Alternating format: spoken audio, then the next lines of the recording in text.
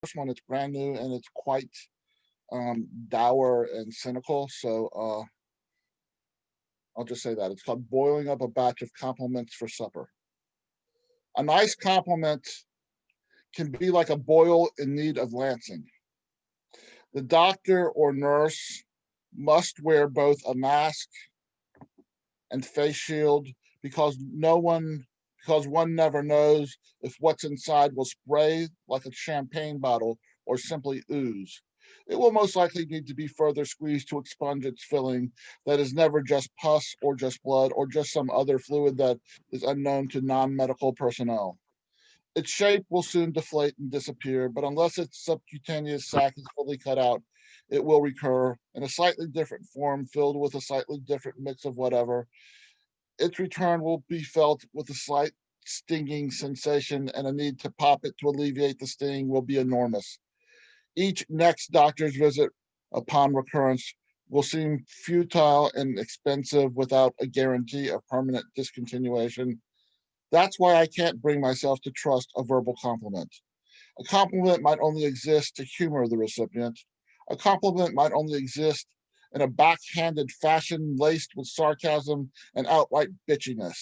Or it might only exist to be remedied with an alternative truth and emotionally abusive burn from a verbal branding iron of low self esteem transference. Enough false compliments can sting like a recurring boil whose skin gets thicker after each reincarnation, with lessening fluid levels eventually taking up permanent residence as a benign lump with nothing inside except scar tissue. As a former optimist, I want to believe in the sincerity of a compliment. I want to believe a doctor can fully remove a boil sac so the boil won't recur. The only guarantees in life are birth and death, except maybe acts of faith, and all acts of faith need hope to exist.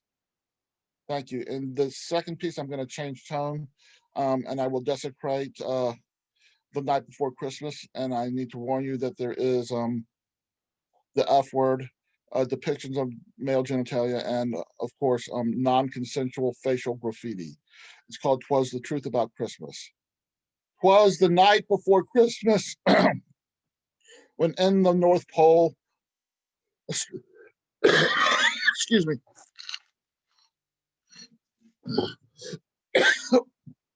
a strange, mysterious wind that blew, then set, the Santa's pet emus buried their heads in the snow.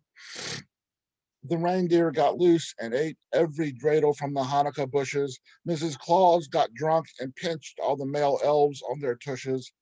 The lady elves later found her passed out in her easy chair, drew multicolored dicks on her face with sharpies, and cut off her hair.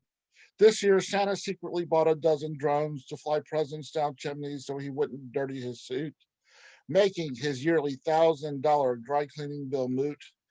He hovered over houses and directed the drones with a remote control. He was saving so much time he yelled, "Fuck yeah, Santa baby, rock and roll!" What happened next qualified as a Christmas clusterfuck when the reindeer started sporadically dropping undigested dreidels from their butts. The Jewish toys broke skylights, damaged roofs, and countless cars, not to mention poor Santa's therapy bill and emotional scars. The whole situation caused Santa enormous guilt and shame, despite the fact that the Gentiles learned to play the dreidel game. Insurance paid off damages since no one believed in old Kris Kringle, a fact that made Santa smile and gave his soul a tingle. He got home and saw empty schnapps bottles next to his unconscious wife, then told himself that for the most part, he lived a pretty decent life.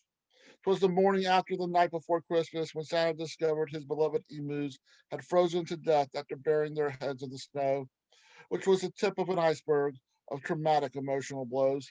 So he plucked their feathers and carved out enough steaks for a year, then fixed himself a sesame bagel with onions and a nice smear.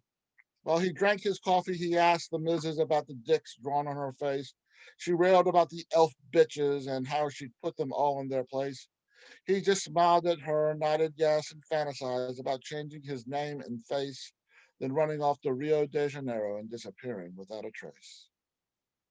Gracias, everyone, and please don't kick me out of the meeting for forever, Dave.